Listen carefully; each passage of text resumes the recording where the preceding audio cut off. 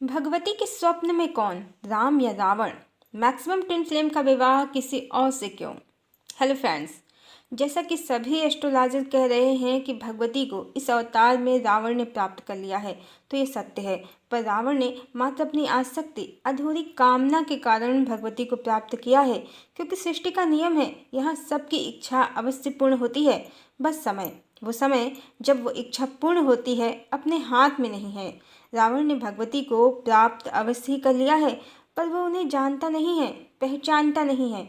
वो उन्हें एक साधारण स्त्री समझता है, क्योंकि वो ईश्वर की माया के अधीन है। वो जीवात्मा है, वो आसक्त जीवात्मा है, ज्ञानात्मा नहीं है। वेद पुराणों का ज्ञान अलग होता है, ब्रह्म ज्ञान अलग होता है। बहुत विद्वान है वो, पर उसे ब्रह्म ज्ञान नहीं है। बस उसकी इच्छा पूरी की गई है। जैसा कि सोशल मीडिया में ऐसी भी अफवाहें हैं कि रावण ने देवी को स्वप्न दिखाए हैं, तंत्र मंत्र से उन्हें प्राप्त किया है, तो ये मिथ्या है, क्योंकि देवी तो स्वयं योग माया है। उन पर कोई माया काम नहीं करती है। मात्र और मात्र द्वापर में छूटी हुई कहानी कृष्ण और देवी राधा का सत्य संबंध प्राप्त हो सके, प्रकट हो सके, इसी कारण इस बार द्वापर की कहानी नए समीकरण के साथ फिर से दोहराई गई है। अन्यथा अन्यथा बुद्ध और चैतन्य अवतार में देवी का भगवान से ही विवाह हुआ है। चूँकि अब सत्युग का अवतरण होना है, इसलिए चेतना कहें या आध्यात्म या 5D का जगत प्रकट हो गया है। और इसीलिए नई कहानी में जैसे रायन ने द्वापर में देवी राधा को प्राप्त किया था, पर नपुंसक होने के कारण प्राप्त करके भी नहीं कर पाया था उन्हें वो प्राप्त। और श्री कृष्ण ने हजारों आसक्त स्त्रियों की इच्छा उनसे विवाह कर पूर्ण की थी। इस बार रायन ने फिर देवी को प्राप्त किया है, पर वो इस बार नपुंसक नहीं है, पाप कर्मों की निवृत्ति के कारण। पर इस बार कहानी में कोई आसक्त स्त्री भी नहीं है, इसीलिए भगवान ने कोई विवाह ही नहीं किया है। इस बार भगवती प्राप्त नहीं हुई हैं और कोई अन्य है नहीं। और इसीलिए इतने सारे हजारों लाखों जो ट्विन फ्लेम हैं, वो किसी और के साथ विवाह के बंधनों में बंध गए हैं, जिससे वो समझ सकें देवी राधा और श्री कृष्ण की पीड़ा, भगवान का सत्य संबंध। संसार के संबंध मिथ्या हैं, वो समझ सकें। चेतना के संबंध सत्य हैं, वो समझ सकें। क्योंकि क्योंकि जाके पैर न फटी बेवाई, सो का जाने पीर पराई। कोई किसी का दुख तभी समझ सकता है जब उसने स्वयं उस व्यथा को, उस पीड़ा को झेला हो। इतने सारे ट्विन फ्लेम जिस कष्ट को झेल रहे हैं, तो मात्र 2 कारणों से।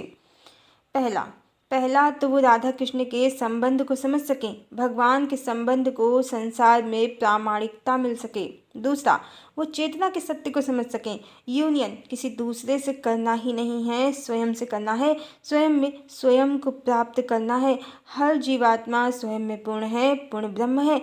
यहाँ हर जीवात्मा को स्वयं को ही प्राप्त करना है। इस तरह डिवाइन प्लान कहें या हरि की लीला, उन्हीं की इच्छा से समाज में आध्यात्म की दृष्टि से चेतना की जागृति के लिए ही ये सब कष्ट और पीड़ा जीवात्माओं को हो रही है, ट्विन फ्लेम को हो रही है। ये सब धरा पर मात्र और मात्र सत्युग के अवतरण के लिए ही हो रहा है। हर जीवात्मा, चाहे वो ट्विन फ्लेम हो या ना हो, जो आत्म जागृति के पथ पर हैं, उन्हें माया के बंधनों को काटने के लिए ही पीड़ा मिल रही है, सत्य को जानने के लिए ही पीड़ा मिल रही है। समुद्र मंथन के परिणाम में अमृत कालकूट विष के बाद ही प्रकट हुआ है। संसार इस समय एक मंथन से गुजर रहा है, जिसका परिणाम भविष्य में अत्यंत सुखद होगा। अभी पीड़ा है, अभी कष्ट है, क्योंकि अभी आत्म जागृति चल रही है। जब ये जीवात्माएं अपने लक्ष्य को प्राप्त कर लेंगी, तो ट्विन फ्लेम का कॉन्सेप्ट समाप्त हो जाएगा और चेतना अपना रहस्य जान जाएगी। मैं पूर्ण ब्रह्म हूँ, यहाँ सब ब्रह्म हैं, सबकी चेतना एक है, सब अपने हैं, कोई पराया नहीं है, न कोई सोलमेट है न कार्मिक, बस सब अपने हैं, बहुत अपने। तब प्रेम और करुणा का साम्राज्य धरा पर स्थापित होगा। परमात्मा ने बहुत बड़ा मनुष्यों की समझ से परे खेल खेला है, इसीलिए तो वो परमात्मा हैं। आइए अब ये भी जान लेते हैं कि भगवती के स्वप्न में कौन है। भगवती के स्वप्न में सिर्फ और सिर्फ राम है, रावण बिल्कुल भी नहीं है। भगवती आदिशक्ति हैं, राम की पत्नी हैं, उन्हीं से उनका संबंध है। हमारा जिससे संबंध होता है, वही हमारे स्वप्नों में भी राज करता है। भगवती ने जब से धरा पर अवतार लिया है, ईश्वर की इच्छा से, अपने सत्य संबंध के प्रभाव से उन्हें सांसारिक पुरुषों में कभी आकर्षण नहीं हुआ है और बार बार हरि के चित्रों ने, मूर्तियों ने उनके ध्यान को खींच लिया है, बार बार। और उनके स्वप्नों में सदा कृष्ण ही आते रहे हैं, राम भी नहीं आए हैं। भगवती स्वयं को पहचानती ही नहीं थी, राम को वो सीता का पति समझती थी, उधर दृष्टि नहीं डालती थी। कृष्ण के कई विवाह हुए हैं, भगवती कृष्ण से जुड़ना चाहती थी, परमात्मा का भक्त समझती थी स्वयं को वो, देवी लक्ष्मी के चित्रों से जलती थी, विष्णु को पाना चाहती थी, क्योंकि वो जानती ही नहीं थी कि वो ही लक्ष्मी हैं। विष्णु की तलाश में भगवती ने भगवान को भी नहीं पहचाना। जब भौतिक जगत में वो मिले, ये भी हरि की लीला है या डिवाइन प्लान। भगवती को भगवान से आकर्षण बहुत हुआ, पर भ्रम में पड़कर स्वयं को ना पहचानने के कारण वो भगवान को भी नहीं पहचान पाई। भगवान ने उनसे विवाह की इच्छा प्रकट की, पर परिस्थितियों वश भगवती भगवान से बहुत दूर हो गईं।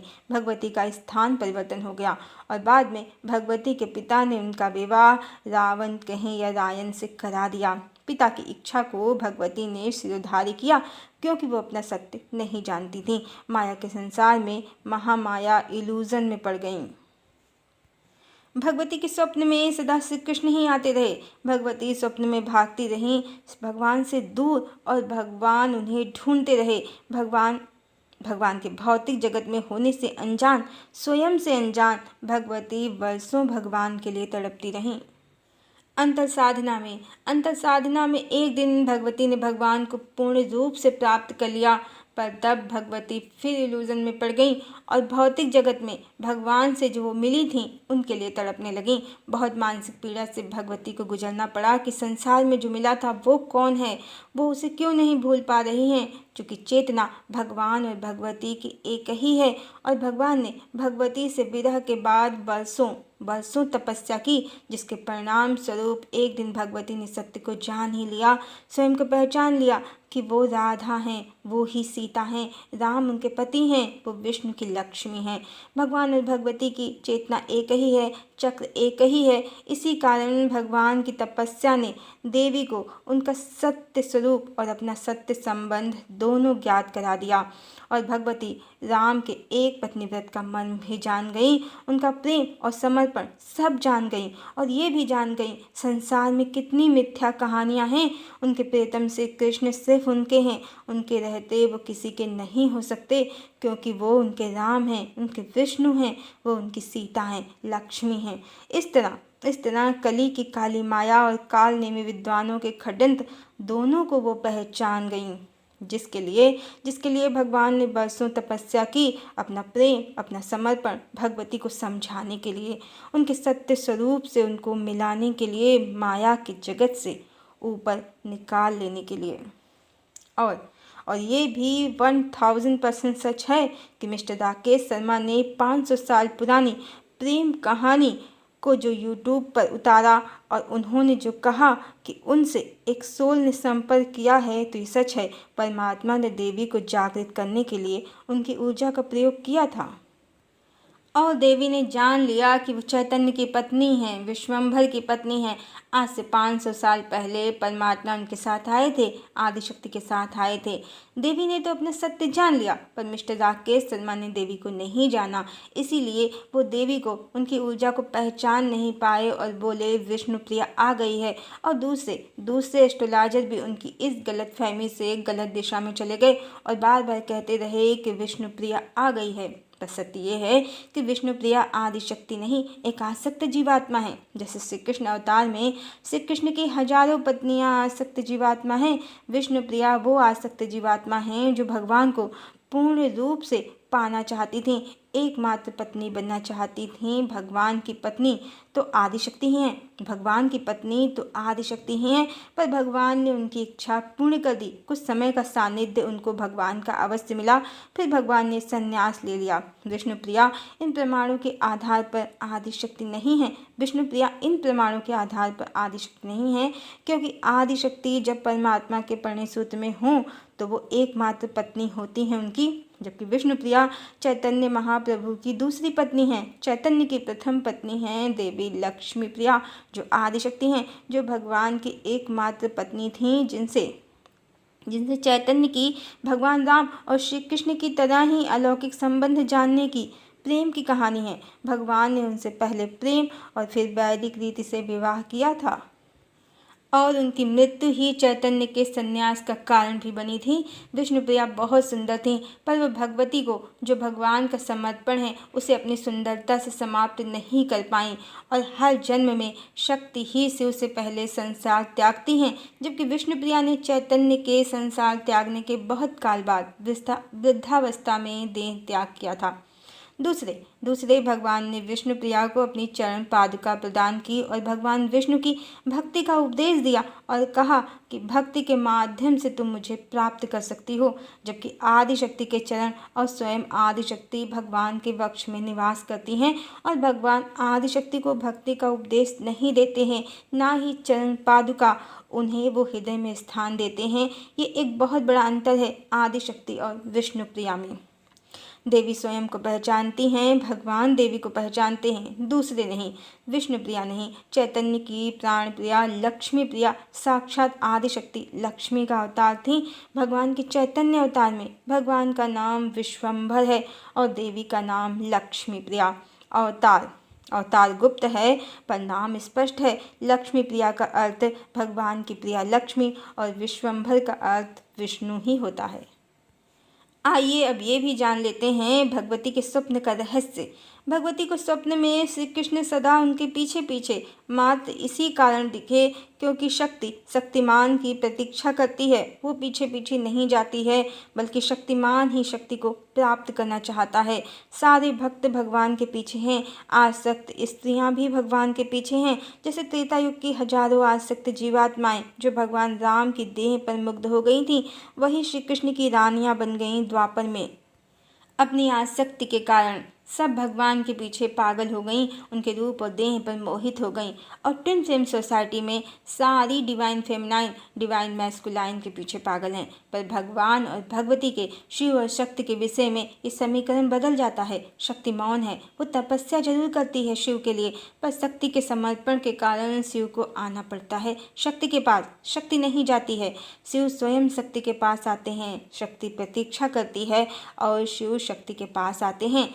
भक्त, ऋषि, मुनि, आसक्त स्त्रियां सब भगवान के पीछे हैं, उन्हें पाने के लिए यत्न करते हैं और भगवान वो भगवती के पीछे हैं, उन्हें पाने के लिए यत्न करते हैं क्योंकि शक्तिमान को उसकी शक्ति की आवश्यकता है। संसार समझता है भगवान परफेक्ट हैं, कंप्लीट हैं, पर भगवान को परफेक्शन, कंप्लीटनेस पसंद नहीं है। इसीलिए वो योग माया से स्वयं को स्वयं की पत्नी बनाकर उस स्त्री के लिए, अपनी शक्ति के लिए यत्न करते हैं। अपनी शक्ति के पीछे शक्तिमान पागल है, अपनी शक्ति के ऊपर शक्तिमान मोहित है। भगवान और भगवती के इन रहस्यों को जो नहीं जानते हैं तो हरि की माया कहें या डिवाइन प्लान, उसी के अंतर्गत भगवान और भगवती के इन रहस्यों को जो नहीं जानते हैं तो हरि की माया कहें या डिवाइन प्लान, उसी के अंतर्गत बहुत सारी ट्विन फ्लेम डीएफ जो स्वयं को देवी वैष्णवी समझ रही हैं, तो वही भगवान कल्कि और देवी वैष्णवी के नाम पर अपनी अपनी लव स्टोरी लोगों को सुना रही हैं। और इसीलिए एक का कॉन्सेप्ट दूसरे से मिलता तो है पर पूरी तरह नहीं। ये भी डिवाइन प्लान ही है। आदिशक्ति तो है यूट्यूब पर वो कौन है, इसे हायर कॉन्शियस एनर्जीज ही समझ पाएंगी। और हम ये भी बता दें कि हम देवी वैष्णवी बिल्कुल भी नहीं हैं और ना हम भगवान कल्कि से विवाह रचाने के लिए बैठे हैं। हम 40 ईयर्स ओल्ड मैरिड वुमन हैं। भगवान कब आएंगे सामने कोई नहीं जानता। 10 साल बाद आएंगे तो हम 50 के होंगे, 20 साल बाद आएंगे तो हम 60 के होंगे। जैसा कि सन 2043 में तो पूर्ण सतयुग लग ही जाएगा। हमारे विवाह की उम्र निकल चुकी है और अगर वो आज आ जाएं तो हम पहले से ही शादीशुदा हैं। श्रेष्ठ हमारे पति हैं, उत्तम हमारी संतान है और हमारे पति ही हमारे लिए परमेश्वर हैं। पर डिवाइन ने माया करके, इल्यूजन करके ऐसी परिस्थिति रची है जिससे कई वैष्णवी, कई कल की नजर आए। ये भी डिवाइन कहें या परमात्मा या हरि, उनके द्वारा रचा गया एक पजल ही है। अब जिसकी जैसी और जितनी अवेकन सोल कॉन्शियस होगी, उसकी देवी भी उसके अनुसार ही होगी। बाकी परमात्मा तो हैं धरा पर, आदि शक्ति तो हैं धरा पर, लोगों के लिए पजल है। भगवान तो भगवती को जानते ही हैं, क्योंकि भगवती और भगवान का संबंध सोशल मीडिया या यूट्यूब पर नहीं, बल्कि अंतः जगत और साथ ही भौतिक जगत, प्रत्यक्ष जगत में है। संसार को सतयुग की प्रतीक्षा है, संसार को सतयुग की प्रतीक्षा है, पर भगवती को मृत्यु की प्रतीक्षा है, क्योंकि मृत्यु ही भगवती को इस जन्म के मिथ्या संबंध से मुक्त कराने में सक्षम है और भगवान से मिलाने में भी। भगवान और भगवती की प्रेम कथा साधारण नहीं है, सांसारिक संबंधों की भी नहीं है, उस लोक की है, भगवान के परम लोक की है। और कहानी की पूर्णता पर भगवान उन्हें लेकर परमलोक कहें या बैकुंठ चले जाएंगे। भगवती ने जो अपने प्राणों को देह में स्थिर कर रखा है, तो मात्र भगवान की प्रतीक्षा में भगवती को संसार और संसार के सिंहासन में कोई आसक्ति नहीं है। उन्हें मात्र और मात्र भगवान की प्रतीक्षा है। और इस बार जो कहानी है, उसमें सबसे बड़ा ट्विस्ट ये भी है कि भगवती का नाम किसी और के साथ नहीं जुड़ सकता, इसलिए जो भगवान का नाम है वही इस जन्म में रावण का भी नाम है। पर भगवती के मन, वचन और कर्म में मात्र और मात्र भगवान ही हैं, उनके स्वप्न में भी। और इस बार की जो कहानी है, भगवान की प्रेम कहानी है, वो देवी वृंदा और भगवान विष्णु की लव स्टोरी का ही रीमेक है। इस पर पहले ही वीडियो बनाया है, वीडियो का लिंक डिस्क्रिप्शन बॉक्स में डाल दिया है। बिल्कुल द्वापर की तरह राधा कृष्ण कहें या देवी वृंदा और भगवान विष्णु की जो कहानी है, वही फिर से दोहराई जा रही है। वृंदा देवी लक्ष्मी का अवतार थी। जलंधर एक जीवात्मा ही था और देवासुर संग्राम को जीतने के लिए हरि की लीला रची गई थी। देवी ने वृंदा नाम से काल नेमी असुरराज के घर जन्म लिया।